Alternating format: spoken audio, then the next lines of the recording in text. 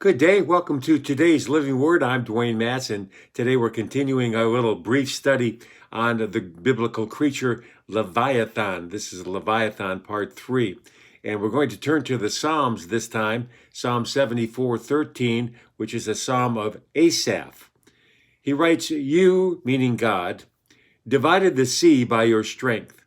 You broke the heads of the sea serpents in the waters. You broke the heads of Leviathan in pieces and gave him as food to the people inhabiting the wilderness." That's Psalm 74:13. So as we continue this series on Leviathan today, I'm just gathering what I hope is very useful information for you in the battle against our evil foe, Satan.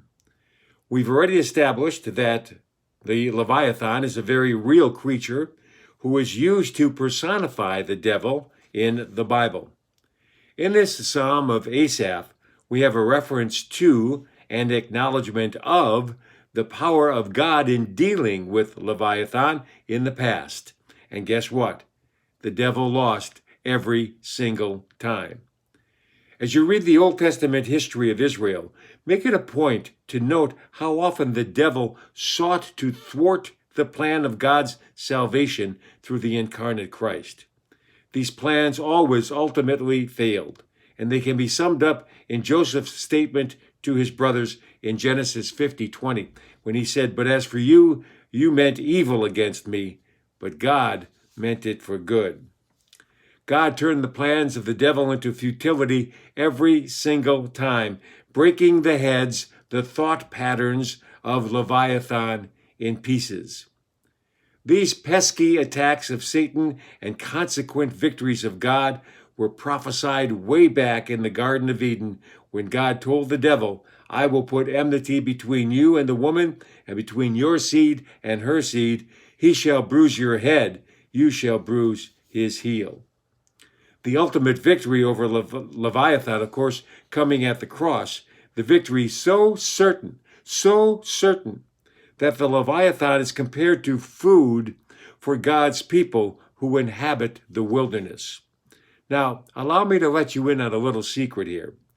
The true church of God is always found, the true Israel, always found in the wilderness. Why is that? Because the wilderness is the place where one must be totally, truly reliant upon God. Have you not heard? It's by grace you're saved through faith, that not of yourselves, it's the gift of God, not of works, lest anyone should boast. That's Ephesians 2:8 and 9. So this passage from the Psalm dealing with Leviathan ought to bring great hope to the Church of Jesus Christ.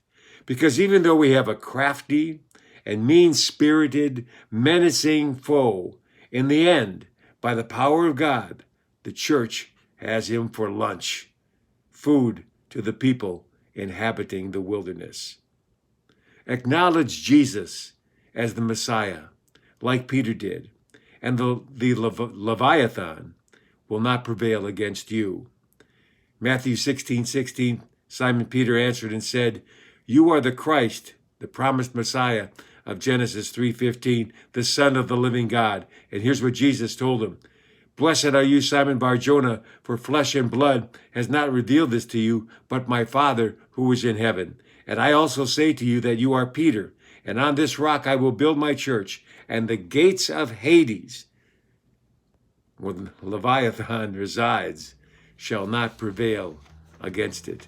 I'm Dwayne Matz, and that's today's Living Word.